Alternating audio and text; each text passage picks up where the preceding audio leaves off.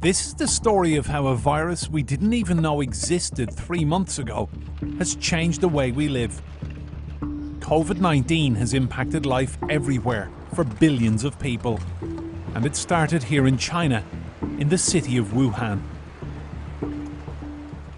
This was the local train station at the time of Chinese New Year. It was busy enough, but people were staying away. Those who had travelled were worried. I'm sending my nephew back to Beijing. I'm his aunt. We planned to spend Chinese New Year here in Wuhan, but the situation here is not good. I tried to stay indoors as much as possible, try to avoid coming places like this where there's a lot of virus. If I do go out, I wear a mask. At the local hospital, they were refusing all patients, except those suspected of having the virus. They were dealing with the initial outbreak. This food market was pointed to as the source of that outbreak. It was said that illegal wildlife was being sold here. On the streets of Wuhan, there was a heavy official presence as they tried to contain the virus. All wildlife and poultry was banned, and travel from the city was restricted before a total lockdown was put in place. Wuhan became the first city in the world to be sealed off. Roads were closed, trains were stopped, and flights were cancelled. A city of 11 million people was effectively quarantined. People did rush to beat the cut-off. There were soldiers with thermometers at the ready on the way out. Those who had fled spoke of their concern. Yes, I am worried. It's said the city will be closed. I need to go back to work after Chinese New Year, but I don't know when the shutdown will stop, so I decided to leave early. I think what the government does is right. It should have done it earlier. After all, this is a national adversity. For us, the epidemic needs to be controlled and restrained into a certain scale. I saw it in the news. It was everywhere in the news. No one can get out after 10 a.m. I felt the situation was indeed quite serious. We had planned to go back today anyway, so we wanted to see if we could go earlier. But this was to become a crisis that would stretch far beyond Wuhan and far beyond China.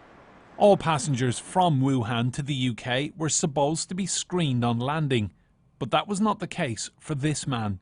Completely and utterly normal, aside from the fact everybody's wearing more masks than normal.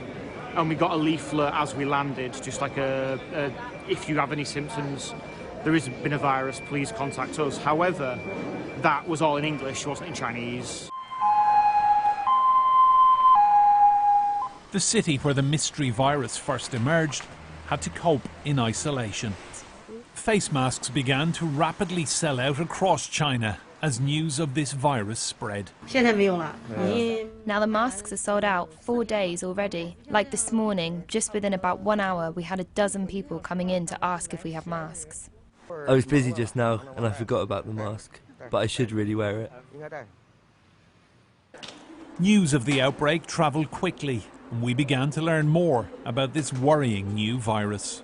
This is the Wuhan novel coronavirus. Now, coronaviruses are a large family of viruses that can cause illness ranging from the common cold to more severe outbreaks, such as Middle East respiratory syndrome, MERS, and severe acute respiratory syndrome, known as SARS. Now, this strain, called 2019 novel coronavirus, or nCoV, has not previously been identified in humans, so there's no vaccine. Humans have no immunity, and the virus is able to mutate, making it hard to control. Within days, cases of the virus were reported in other countries in the Far East. In Japan, masked commuters staggered their journeys to work to avoid crowds. Schools shut for most of March. Many offices temporarily closed. Employees like Taki were encouraged to work from home.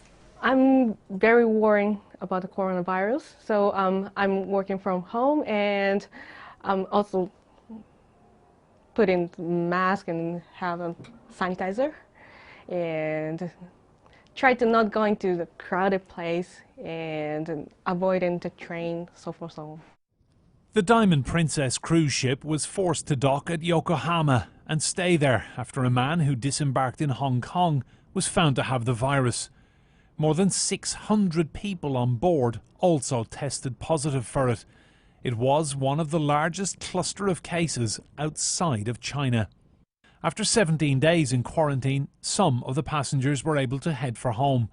Alan and Vanessa Sanford hadn't left their room for a fortnight. I think I might struggle a bit more with this second lot of 14 days. What's worrying you? Well, just that you can't get on with your life, that everything's on hold. And you also feel, but I've got this certificate that says I'm negative for the virus, and nobody on the aircraft is going to be anything other than negative for the virus. It just seems excessive. But I do understand as well that people are nervous about having people back in the country. And when they got back to England, a further period in quarantine on the Wirral awaited them. This was the advice they were given by one man who had stayed there after getting home from Wuhan. I won't lie, it is going to be boring at times, but, if you can sort of interact with others a little bit and, use the entertainment systems that you have, the time should pass pretty quickly.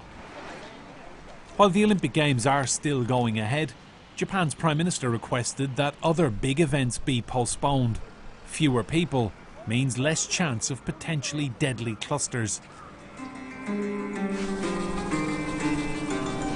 But hundreds of infections were confirmed anyway, and fear started hitting Japanese businesses. Visitor numbers dropped quickly. These days, we don't have a lot of people from United States or England or Europe, of course. So we are just worried if we can get the tourists.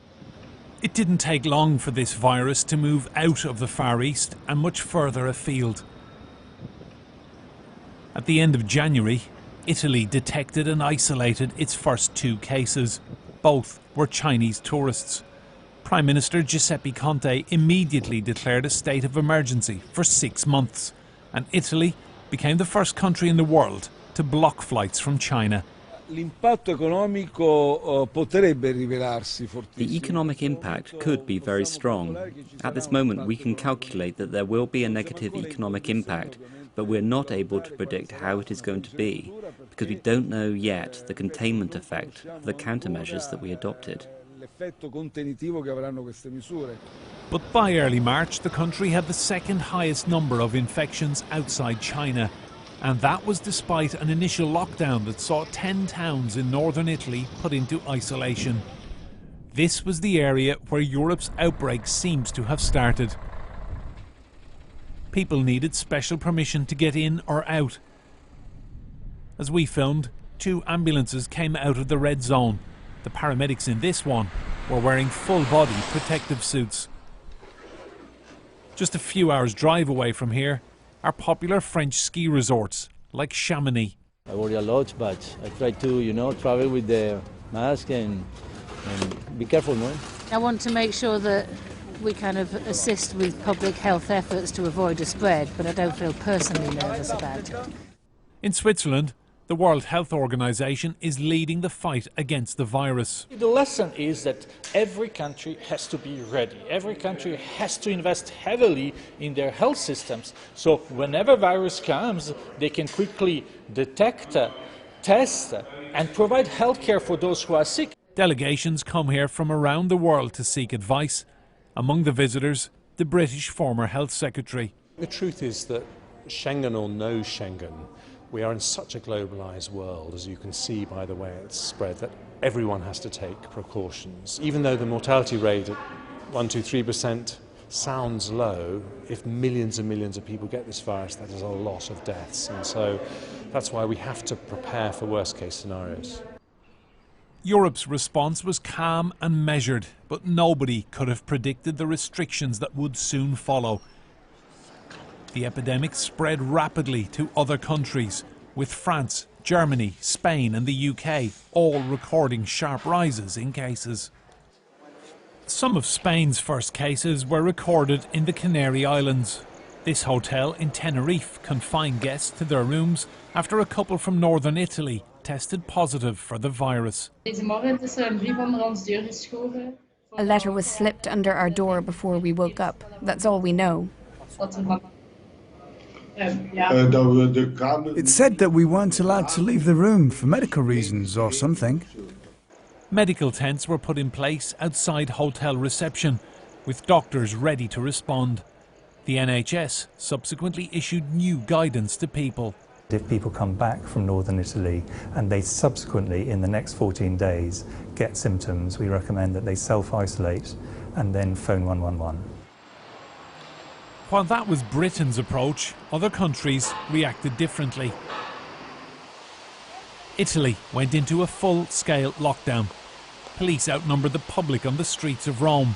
Anyone passing needed a permit and a reason why. The enforcement was calm and compliant, but the cracks appeared quickly. Gomorrah actor Luca Francesi posted this video with his dead sister in bed in the background. This queue for a supermarket shows how seriously Italians took the restrictions. The director of intensive care in Lombardy, the worst hit region, describes the pressure. It's like a bomb that exploded. Like all of a sudden you are like really submerged of patients. So it's like a tsunami that comes. And knowing what you know now, what would be your message to other countries, other healthcare systems? Get ready, because when it starts, then it's again like an explosion. Italy's Prime Minister has announced a €25 billion fund to spend on this crisis, but it has already cost the country hugely. The head of Italy's emergency planning admits that they acted too late. These measures, they come slowly, because all the country have to be somehow brought to these kind of measures. Is the lockdown going to be extended? The lockdown will stay as long as it is necessary. While Italy was in lockdown, no such measures had been put in place in Britain, but the virus was already here.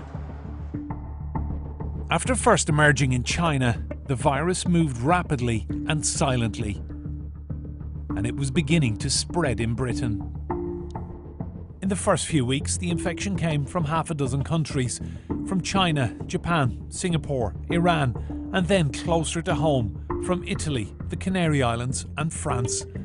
The first confirmed UK case was in York on January 30th, from China. A so-called super spreader tested positive in Brighton on February 6th. And in the early part of the month, the spread appeared minimal, until by the end of February, 23 cases were confirmed. By March the 3rd, it had doubled to 51. Then it trebled to 163. The first death on British soil occurred at the Royal Berkshire Hospital in Reading at the start of March. The advice remained to wash your hands for 20 seconds. You've got to do two verses. Happy birthday to you. Happy birthday to you.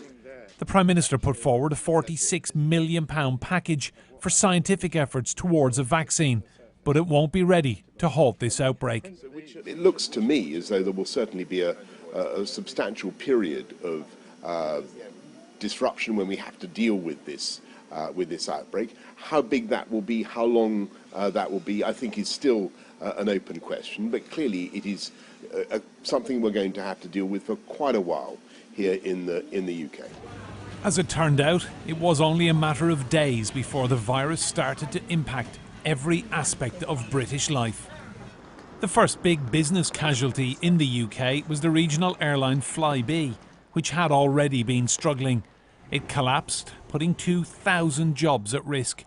The impact of coronavirus on air travel was the final straw. We really tried to do everything that we possibly could back at the turn of the year, and unfortunately, though, with the situation that's developed with Corona, an already weak company, I'm afraid just hasn't been able to survive.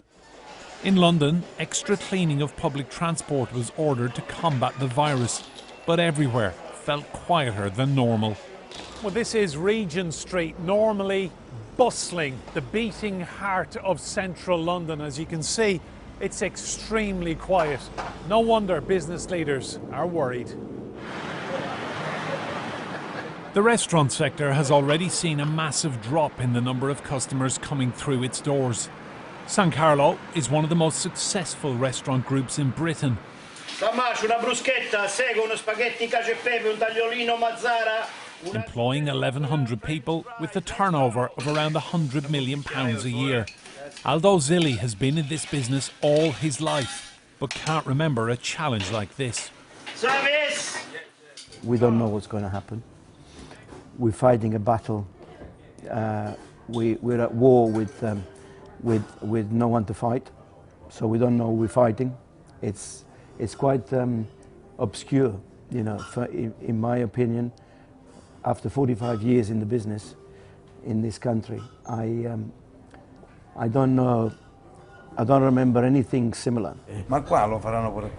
Carlo Di Stefano founded this business and acknowledges these are worrying times.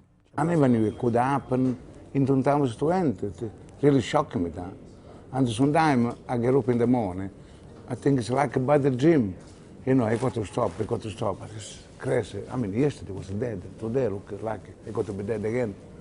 People cancel. When the phone rings, cancel. So it's in London, very, very bad. Okay, ladies? Everybody all right? It's about staying positive. It's about staying open if we can, if they don't close us, you know, because they might just say, like Spain and Italy and France, you know, what we have to do. We have to listen. But going forwards, you know, it's a lottery.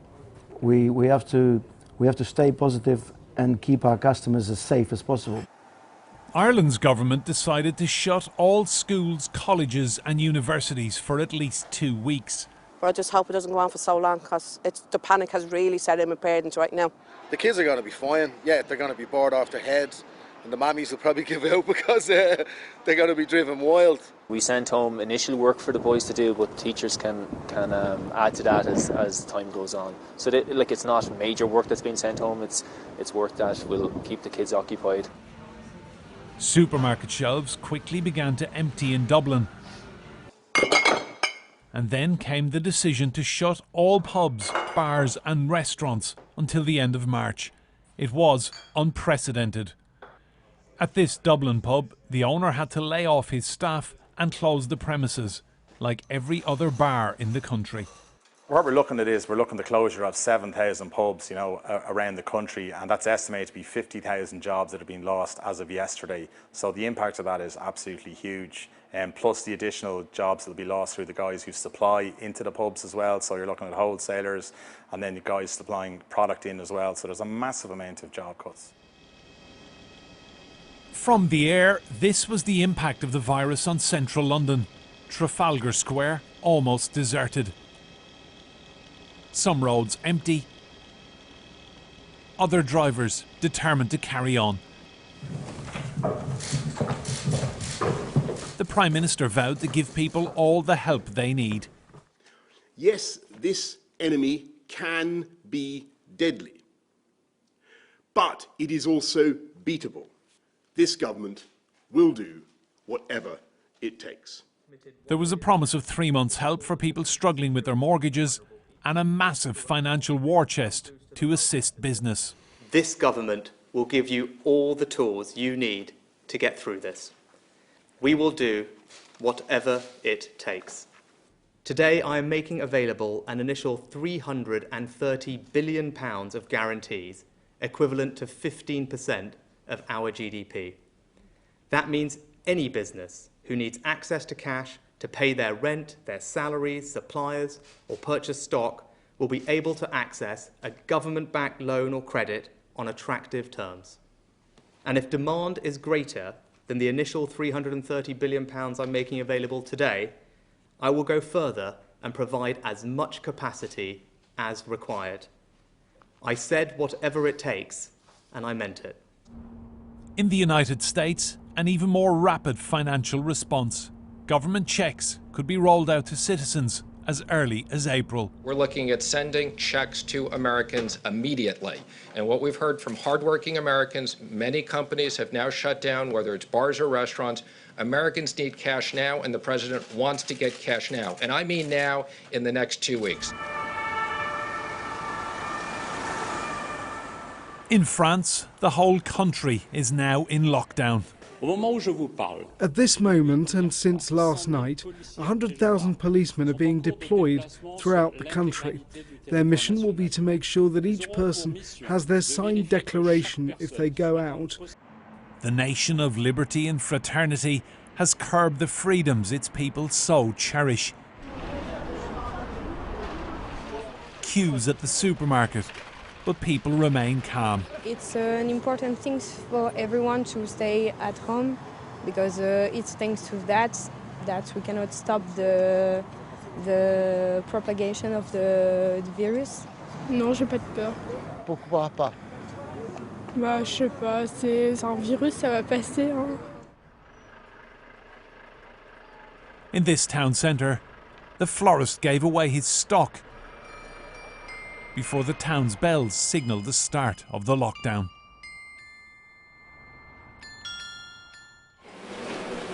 Italy remains the worst hit country in Europe. The crisis has not yet peaked here, but in Lombardy, the health system is on its knees. At this hospital, the laundry room is being used to treat patients. Staff working 18-hour shifts end up treating their own colleagues as well. A surgeon in Bergamo gave this update on the desperate situation. A progressively increasing number of nurses and doctors get sick and stay at home. Some of them are hospitalized too, and some of them are in the ICU too. And what would you say to your colleagues in Europe?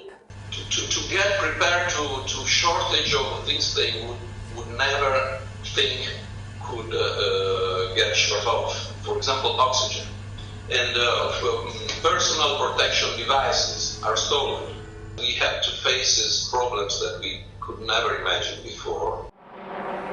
Patients strong enough to travel from Lombardy are being brought by helicopter to other parts of the country. In just 10 days, this hospital in Rome has been turned into a COVID-19 facility with 180 beds. We're thinking of you. Thank you very much. We need it. Yeah. And good luck for you too for the future, because it's coming. In the space of a few weeks, this virus has spread and spread. We've seen how governments around the world have reacted to it. Now we're seeing how people are being forced to change every aspect of their lives. This is a rapidly evolving situation, and nobody knows what is going to happen next. But one thing is certain: COVID-19 has changed 2020 beyond all recognition for everyone, everywhere.